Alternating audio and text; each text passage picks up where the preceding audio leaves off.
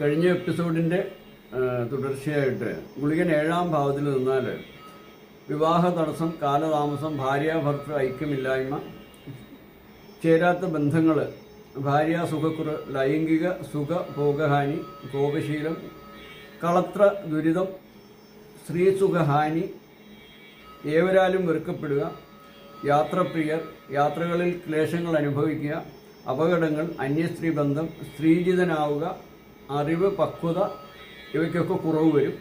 8-ൽ ശരീര ശോഷണം, സൗന്ദര്യക്കുറവ്, ശരീര സൗഖ്യക്കുറവ്, ദാരിദ്ര്യ ദുഃഖം, ദുർകൂട്ടുകെട്ടുകൾ, ദുർപ്രവൃത്തി ചെയ്യുക, രൂപസൗന്ദര്യം, ആയുസ് കുറവുള്ളവർ, രോഗങ്ങൾ, അപകടങ്ങൾ, അപമൃത്യു, മാനഹാനി, ധനനഷ്ടം, നേത്രരോഗം,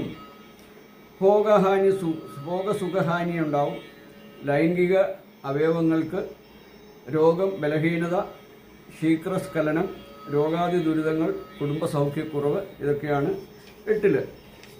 9-ൽ നിന്നാൽ ആചാരാനുഷ്ഠാനങ്ങളിൽ താല്പര്യക്കുറവുണ്ടാവും.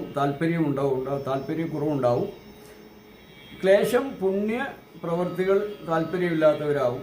ദുർപ്രവൃത്തികൾ ചെയ്യുക, പുത്രഭാഗ്യക്കുറവ്, പിതാവിൽ നിന്നുള്ള അനുഭവ ഭാഗ്യക്കുറവ്, ഈശ്വരാധീനം ഒന്നിലും ഉണ്ടാകുകയില്ല, ഭാഗ്യഹാനി, ദുർചിന്താഗതി, മനസ്സിൽ കാമചിന്ത എപ്പോഴും ഉള്ളവർ, ബലാത്കാരം ചെയ്യുന്നവർ, കബളിപ്പിക്കുന്നവർ ഇതൊക്കെയാണ്. 10-ൽ സുഖം, കുടുംബാംഗങ്ങൾക്ക് ദോഷഫലങ്ങൾ, ദുഃഖങ്ങൾ, തൊഴിലിൽ തടസ്സം, സ്ഥാനനഷ്ടം, ധനക്ലേശം, കർമ്മദോഷം, വൃത്തി ശുദ്ധിക്കുറവ്, അലസത മനോഭാവം, ദാനധർമ്മങ്ങളിൽ താല്പര്യമില്ലായ്മ, സന്താനഭാഗ്യം, ശാസ്ത്രങ്ങളിൽ അറിവ് ഇവയും ഫലത്തിൽ വരാം. 11-ൽ ദീർഘായുസാണ്, കുടുംബസൗഖ്യമാണ്, ഭാര്യാഭർത്തൃ ഐക്യം, വിവാഹം, മൂലധന നേട്ടം, പ്രവൃത്തി വിജയം, വിദ്യാവിജയം, ബുദ്ധി ശക്തി, നേത്രയോഗം, ധനലാഭം, എല്ലാവിധ അനുഭവങ്ങളും, നല്ല അനുഭവങ്ങളും, സന്താനങ്ങളെ കൊണ്ടുള്ള ഗുണാനുഭവങ്ങളും, സൗന്ദര്യം, ശരീരത്തിന് ബലം, സർക്കാരിനെ കൊണ്ട് ഗുണഫലം. 11-ലെ ഗുളികൻ രാജയോഗക്കാരനാണെന്നും ആചാര്യം പറയുന്നുണ്ട്. 12-ൽ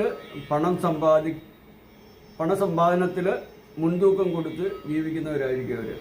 ചൂതുകളി, ചീട്ടുകളി, ലോട്ടറി ഇവയിൽ കൂടി ധനം വെറുതെ കളയും, എല്ലാം തുലിക്കുന്നവരായിരിക്കും.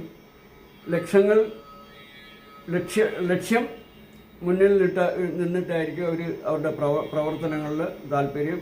സൗന്ദര്യമുള്ള സ്ത്രീകളെ കൊണ്ട് സുഖതൃപ്തി യഥാവിധം ലഭിക്കുക, അന്യസ്ത്രീബന്ധം ഉണ്ടാവുക, കാമസുഖ പൂർണ്ണതയ്ക്ക് വേണ്ടി എന്തും ചെയ്യുന്ന ആഡംബര പ്രിയത്വം എന്നിവയായിരിക്കും ഫലം.